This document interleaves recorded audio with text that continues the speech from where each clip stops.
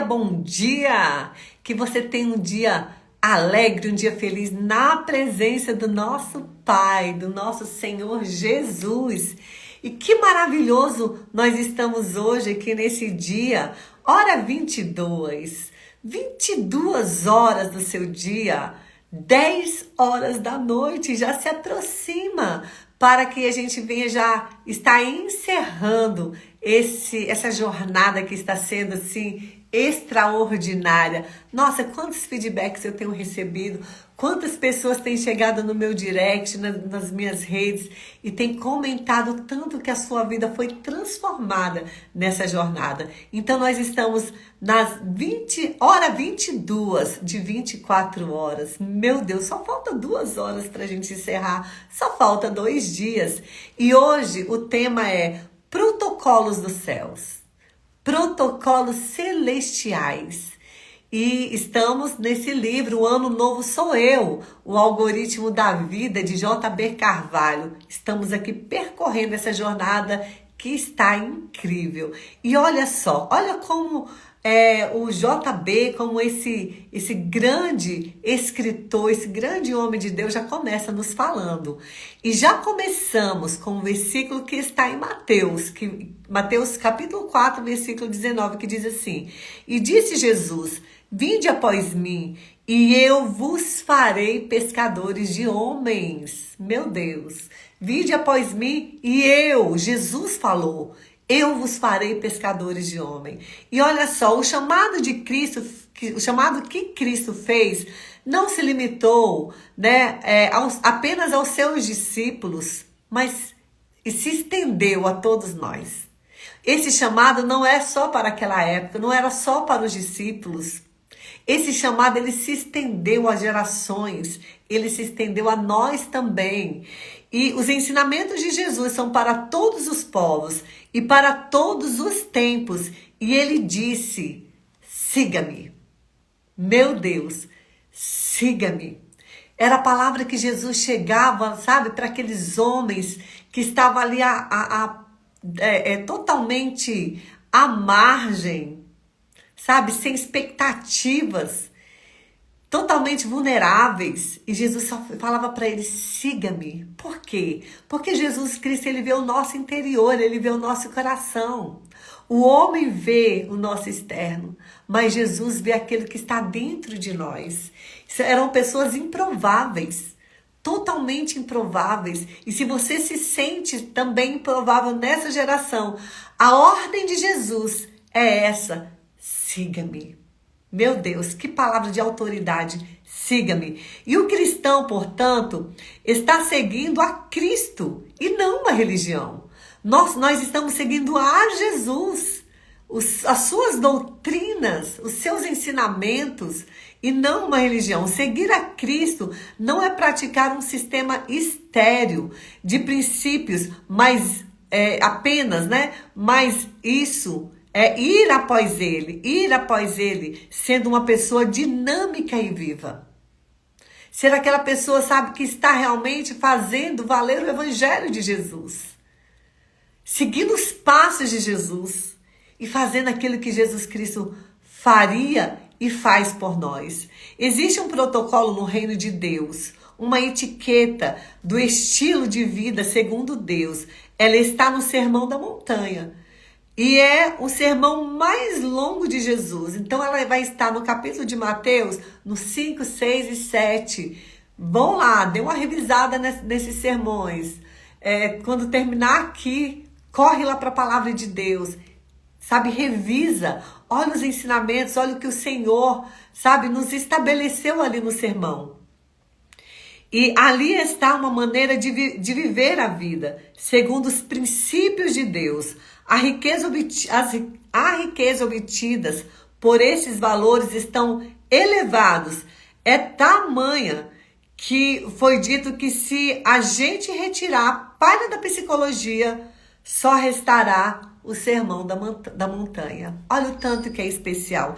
Então, a partir dos evangelhos e com base nesse sermão, quero lhe apresentar uma mensagem simples, porém contundente, básica, mas fundamental. original de como acontece no reino de Deus, na vida do reino.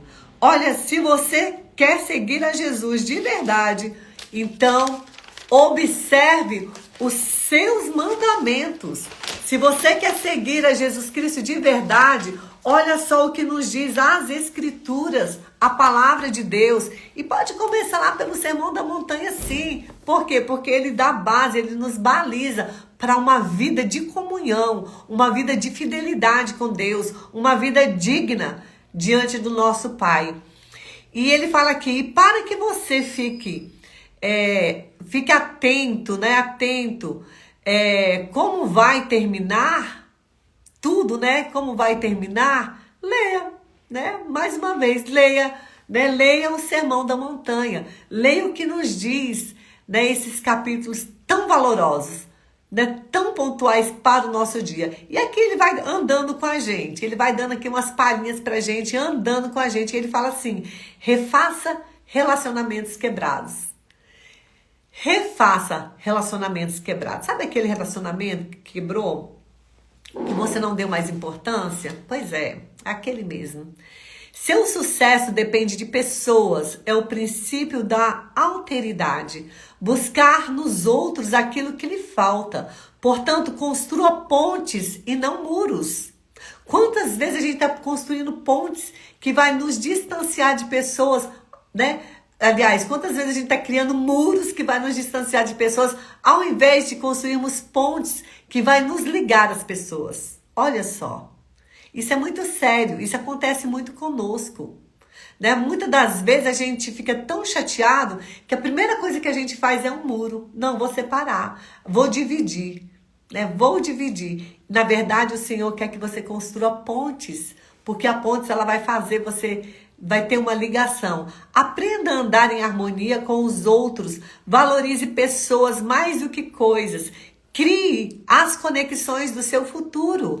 Sempre haverá alguém que precisamos chamar para perto da jornada. Sempre haverá alguém que você precisa que esteja perto de você, na tua jornada, na tua caminhada. Outra coisa, ande a milha extra. Dê além do que é necessário para mudar o contexto das suas relações. Deixe seu brilho, né, reluzir. Assim brilhe a vossa luz diante dos homens, para que vejam as obras e glorifiquem ao seu Pai que está no céu.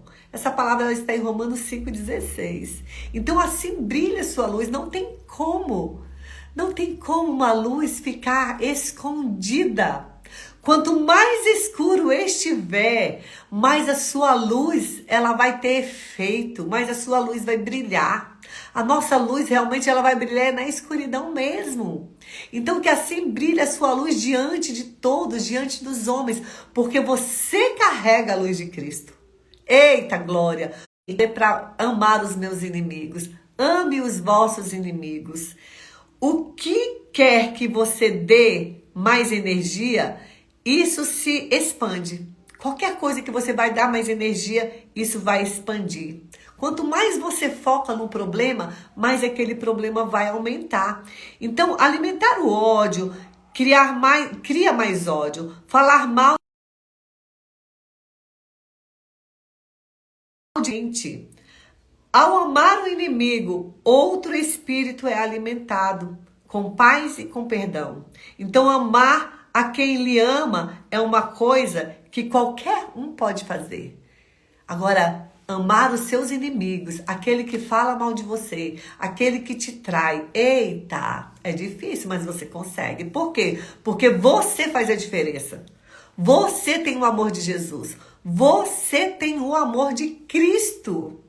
É você que carrega o amor de Deus. Então, seja a diferença em nome de Jesus.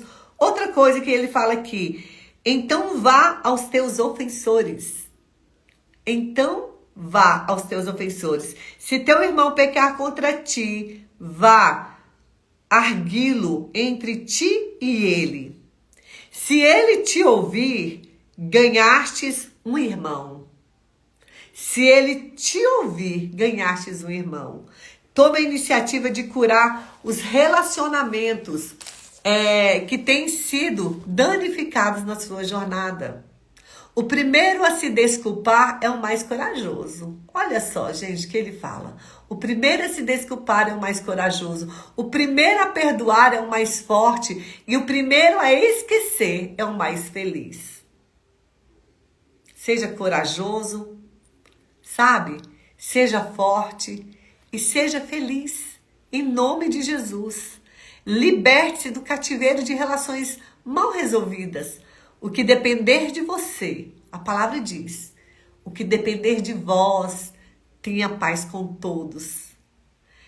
Outra que ele fala aqui também, honre o seu casamento. A banalização da aliança do casamento é a causa do nosso infortúnio social. Não existe um teste mais claro do que o seu verdadeiro caráter, do que a maneira como você trata os que estão mais próximos de você. Sua devoção a Deus é revelada na qualidade de seu compromisso com o seu cônjuge. A fidelidade ao outro permite avaliar a sua devoção a Deus. Então, o que você vai fazer, gente? O que nós precisamos fazer? Nós precisamos aprender a proteger o nosso casamento. Então, aprenda a proteger o seu casamento, sabe? Aprenda a proteger os seus filhos, discirna o certo do errado e não permite que infiltrações do pecado venham até a sua vida. Não permite nenhum tipo de infiltração dentro do teu casamento, nenhuma brecha, em nome de Jesus. Lembre-se do preço que Davi teve que pagar pelo seu erro. O lar é o castelo forte do indivíduo e a base da sociedade. Se você se colocar de pé para defender a sua família, você terá Deus como seu aliado. Eita, meu Deus! Como que a palavra ela fala com a gente, não é? Outra coisa que ele elenca aqui também, honre a sua palavra. Tenha palavra. Honre a sua palavra. Quando você falar algo, honre aquilo que você falou. E aqui em Mateus 5:37 vai falar assim, ó. Seja, porém, a tua palavra sim, sim, não, não. O que disso, passar vem do maligno.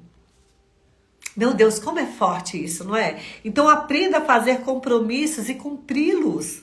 Não viva fazendo promessas que não vai cumprir. E quando for responder a qualquer pergunta difícil, não faça juramentos ou tente provar que está falando a verdade. Simplesmente diga a verdade. Sabe? Ande na verdade. Fale a verdade. A verdade, ela nos liberta. O que vai nos libertar é a verdade. Olha só, a confiança que as pessoas têm em você está de acordo com a sua integridade de manter a sua palavra? A confiança que as pessoas têm em você, ela vai estar sim de acordo com a integridade de você manter a sua palavra. A sua influência pessoal decairá se você não for honesto com as expectativas que você gera. Meu Deus! Outra situação que ele elenca aqui também dentro do Sermão da Montanha. Honre os seus pais. Honre os seus pais. Não importa o que eles fizeram com você. Honre-os. Honre-os. E em Mateus 15 vai falar assim, ó. Porque Deus ordenou. Honra teu pai e a tua mãe. E quem maldizer o seu pai ou a sua mãe seja punido. Meu Deus. Não permita, sabe, nem por você, nem por ninguém. Honre aquele que te deu vida. Deus te deu vida através dos seus pais, então honre-o. É difícil? Tá difícil? Ah, mas você não sabe, as pessoas, muitas das vezes ela chega pra gente e fala assim, mas você não sabe o que eles me fizeram. E eu falo, mas Deus sabe. Então, quando você começar a honrar aquilo ali vai desaparecer. E olha só, nossas principais feridas têm a ver com nossos relacionamentos, com os nossos pais. Há muita gente sem direção, sem caminho, sem resposta para para os desafios da vida, porque não tem olhos, pois estes lhes foram arrancados pela rebelião. Então, olha só, é um princípio de honra quando nós honramos os nossos pais. E ele fala aqui, ó, é preciso entender que a honra é incondicional, já a obediência não. Estar submisso é diferente de estar em obediência. Cada vez que alguém falhar em perdoar, vai se rebelar. Perdoar seus pais é uma grande chave para a vida. Outra situação que ele fala aqui, ó, honre as crianças. E ele, em Mateus 18:10, fala assim, vede, não desprezeis a qualquer desses pequeninos, porque eu vos afirmo que os seus anjos, os anjos dos céus, veem incessantemente a face do Pai Celestial. Então, os seus filhos, sabe, as crianças, eles veem a face de Deus. Então, né, honre as crianças, invista e cuide dos mais fracos e das crianças, não despreze os pequeninos. Outra dica que ele dá aqui, ó, honre os pobres. A riqueza não é uma recompensa, é um encargo. Ser rico não é resultado de favor divino, mas de dever divino. Sua riqueza lhe confere uma missão no mundo. Ser rico é apenas um meio de servir a Deus, de fazer o bem e não um fim de si mesmo. Sua abundância permite abençoar os outros, relevando Deus às pessoas. Você é apenas um mordomo e não um proprietário dos seus bens. Se duvida disso, pergunte ao coveiro. Deus quer direcionar você para atos de bondade para com os que não têm. Eita, que confronto, hein? Meu Deus, que confronto. E outra coisa também que ele colocou aqui para nós, honre as autoridades. Aprenda a honrar as autoridades, é um princípio. Ao fazê-lo, você honra quem as instituiu. E outra situação também que ele fala aqui, ó, apresente-se como servo. Aliás, deixa eu voltar aqui em honrar a autoridade. Ele também vai falar aqui, ó, há muitas pessoas com rebelião no coração, fugindo de qualquer compromisso com a autoridade, feridas e decepcionadas com qualquer hierarquia e sem consideração por qualquer liderança. Mas essas pessoas carregam muita desonra dentro de si. Mas o protocolo do reino de Deus é a honra. Honra é ter alta consideração, é valorizar, enxergar como importante e como precioso. E aqui, ó, em Romanos 12 vai falar assim, ó, amai-vos cordialmente uns aos outros com amor fraternal, preferindo-vos em honra uns aos outros. Desculpa, gente, é porque eu falei demais hoje. Apresente-se como um vaso. Apresente-se como um vaso. E ele fala aqui que a verdadeira grandeza está na capacidade de assumir uma agenda de serviço. Servir a sua geração com os seus dons vai lhe dar poder e influência. Não dá para trocar a ordem nisso. Se você, em sua área de ação, for capaz de atender às necessidades das pessoas, você expandirá a sua influência. Então a chave é: descubra seus dons e sirva com eles. Descubra aquilo que arde no teu coração é o seu dom. Aquilo que arde no teu coração é o chamado. Então descubra onde está esse chamado e faz mesmo. Outra dica, honre seus patrões.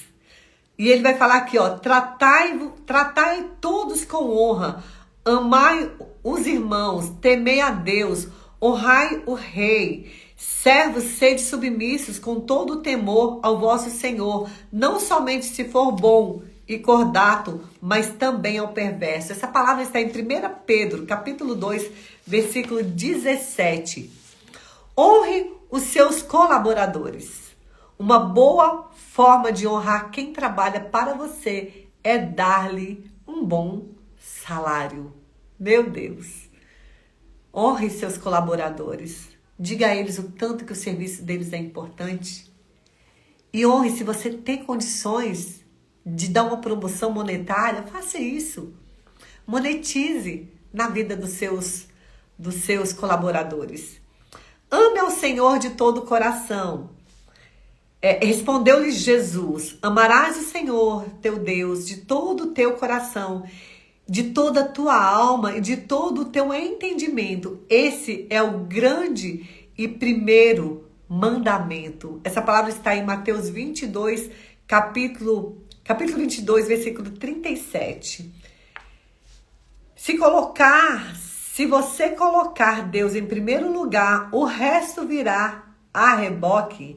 Busque primeiro o reino de Deus e a sua justiça, e todas as coisas vos serão acrescentadas.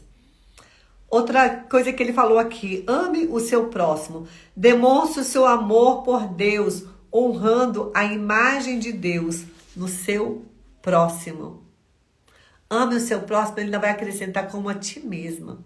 Se você se ama em migalhas, você vai amar o teu próximo em migalhas. Se você não se ama e acha que ama todas as pessoas, você não está amando a ninguém. Você não pode dar aquilo que você não tem. Então, ame o teu próximo, mas ame o teu próximo como a ti mesma. Faça aos outros o que você quer que os outros lhe façam. Seja sensível às necessidades dos outros. Se pergunte como você gostaria de ser tratado em uma situação e trate os outros em conformidade. Portanto, ajuste o seu olhar. Aprenda o valor de cada coisa. Aprenda o valor de cada coisa. Não troque as coisas sagradas por um benefício efêmero. Ao buscar as coisas concernentes a Deus, não tente parecer uma pessoa superior. Ele veio ao mundo e se manifestou como um cordeiro humilde. Busque o aplauso dos céus e não ser aplaudido pelos homens. Ao buscar reconhecimento das pessoas por práticas espirituais, você deixa de receber o reconhecimento de quem realmente interessa. Suas vitórias no secreto serão relevantes em público. Quem te interessa o aplauso? Qual aplauso que você precisa? Qual realmente o verdadeiro aplauso que você precisa? É o aplauso do seu pai, é o aplauso que ele te reconheça. Porque quando o céu te reconhecer, você vai ser manifestado aqui na terra. Olha só, isso é muito importante. Você precisa ser conhecido. Você é conhecido. Entendeu? Então, o Senhor é quem envia, o Senhor é quem abre, sabe, o caminho. É Ele que faz todas as situações, é Ele que faz tudo acontecer. Ajunte tesouros no céu. Eita! E em Mateus vai falar assim, ó: não acumules para vós outros tesouros sobre a terra, onde a traça e a ferrugem corroem, e onde ladrões escavam e roubam, mas ajuntai para vós outros tesouros no céu, onde a traça nem a ferrugem corrói, e onde ladrões não escavam nem roubam, porque onde está o teu coração, aí estará também o seu tesouro. O amor escolhe o caminho mais difícil. O amor escolhe o caminho mais difícil. E ele vai falar que o caminho superior é diferente do caminho mais fácil. Um atalho é a distância mais longa entre dois pontos. Lembre-se, o caminho é estreito, mas o jugo é suave. A pessoa sob o jugo do desespero, medo, da ansiedade, do orgulho, tomando decisões a partir desses valores, Mas Jesus disse, olha só o que Jesus disse: toma o meu jugo e aprenda de mim, que sou manso e humilde de coração. Assim encontrareis descanso para vossas almas, pois o meu jugo é suave e o meu fardo é leve. Essa palavra está em Mateus 11, capítulo 11, versículo 29. Saia da prisão da pressa, da necessidade de provar alguma coisa e do medo das coisas darem errado. Essas coisas comprometem as suas decisões. Coloque-se sob jugo suave de Jesus e encontre alívio e descanso. Meu Deus, que palavra poderosa é essa, não é? Que palavra poderosa é essa? Ele vai completar aqui, ó. Concentre-se em oferecer o que lhe foi dado a uma audiência atenta e faminta por crescimento, entendendo a hora e o local para compartilhar o que você valoriza. Não lance pérolas aos porcos. Não lance pérolas aos porcos. Outra advertência que ele nos dá aqui, outro ensinamento que ele nos dá aqui, ó. Não julgue. Não julgue a não ser que esteja disposto a ser julgado pelo mesmo padrão. Da mesma maneira, pelo mesmo padrão que você julga, é pelo mesmo padrão que você será julgado. Isso é forte, gente, isso é forte. Isso é forte. E a palavra vai falar assim, ó: não julgueis para que não sejais julgados, pois com o critério com que julgardes, sereis julgados, e com a medida com que tiverdes medido, vos medirão também. É preciso entender o que está por trás das afirmações que as pessoas fazem. Quais sentimentos ocultos estão ali? É a inveja? É a ira? É a revolta? É a maledicência? Qual é a intenção? Qual é a verdadeira intenção daquela pessoa que está julgando? Então tenha cuidado com as acusações, sabe? Com as falsas, com as calúnias. Tenha cuidado, tá? Não tome julgo para você. Você não precisa disso. Não tome julgo para a sua vida. Outra advertência, outro ensinamento que ele fala aqui. Insista. Peça, procure, bata na porta e preserve. E ele vai trazer em Mateus 7, capítulo 7, 7 e 8, que diz assim: pedi e dar-se-vos-á, buscai e achareis, batei e abrir-se-vos-á, pois todo o que pede, recebe, o que busca, encontra, e a quem bate, abrir-se-lhes-á. Eita! Então, gente, ó, bata, insista. Senhor, eu estou aqui batendo, estou aqui na porta, eu preciso dessa bênção. Jesus, eu necessito. Senhor, me ajuda. Jesus, me ajuda. Quantas vezes eu, Senhor, segura minhas mãos. Segura minhas mãos, Senhor, segura minhas mãos. Jesus, me segura aqui, me segura minhas mãos. Insista em pedir ao Senhor. Ele está pronto para te ouvir. Ele está pronto para te abençoar. Outro ensinamento, cuidado com a cobiça. Cuidado com a cobiça.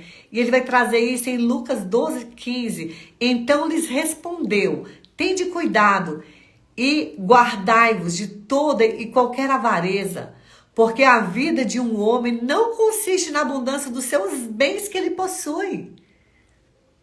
A nossa vida não consiste nisso. Eu já vi pessoas que têm, sabe, um palácio,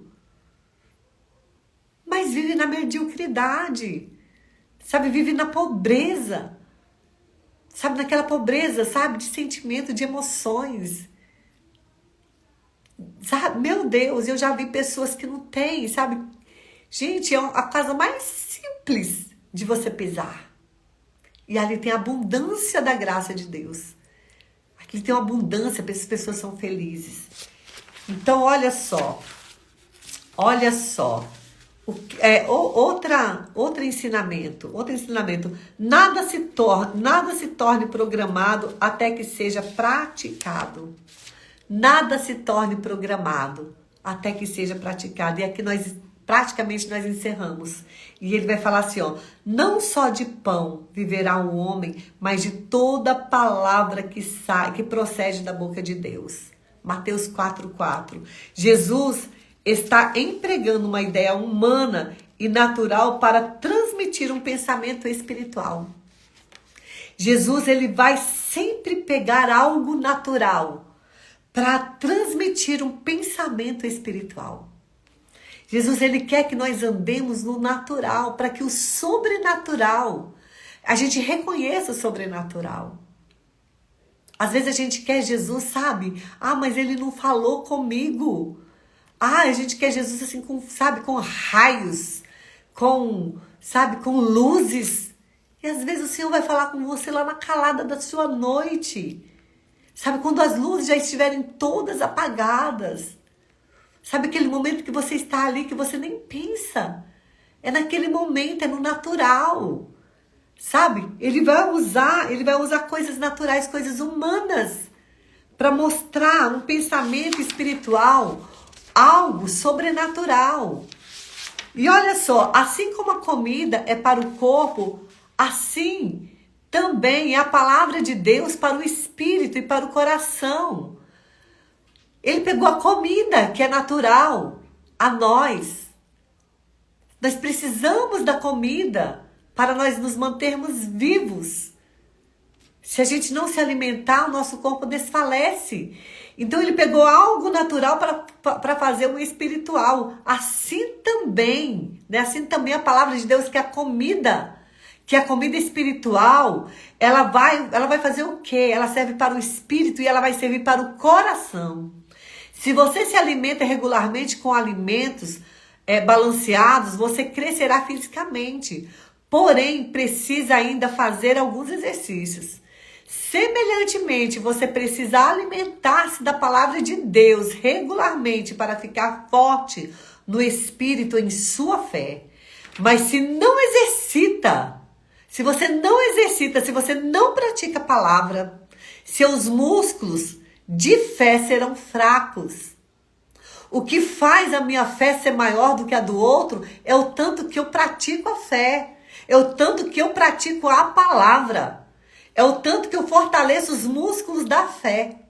Olha só, o tanto que isso é interessante, o tanto que isso é importante. Não se trata somente de alimentar-se da palavra, trata-se também de exercitar-se na confiança da palavra. Sua fé ficará forte quando você a exercitar. Ela crescerá se você a praticar. Meu Deus, a sua fé crescerá a partir do momento que você começa a praticar. George Miller, ele fala, o apóstolo da fé, aos 93 anos de idade, escreveu assim em seu diário: quando comecei pela primeira vez a orar e a crer em Deus, o máximo que a minha fé alcançava era crer em Deus para receber um só dólar. Mas hoje, depois de ter alimentado e exercido a minha fé diariamente durante 50 anos, consegui crer em Deus para receber $1 milhão tão facilmente quanto conseguia ter fé para receber $1 há 50 anos atrás. Tá a palavra. Você tem fé para você receber R$100? Você tem fé para você receber R$1.000?